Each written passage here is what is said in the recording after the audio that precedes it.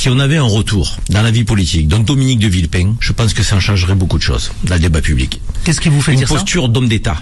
On a besoin en France de retrouver la posture d'homme d'État. Quelqu'un qui se met au-dessus de la mêlée.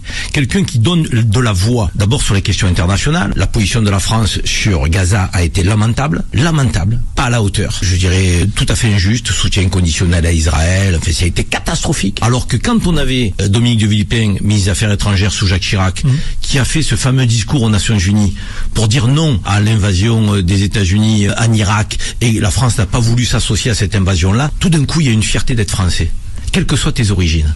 Parce qu'il y avait une voix de la France dans le monde qui disait non, qui se mettait debout, qui était dans la non-ingérence et qui était favorable à l'autodétermination des peuples. Et je trouve que cette voix-là, aujourd'hui, elle est tout à fait absente.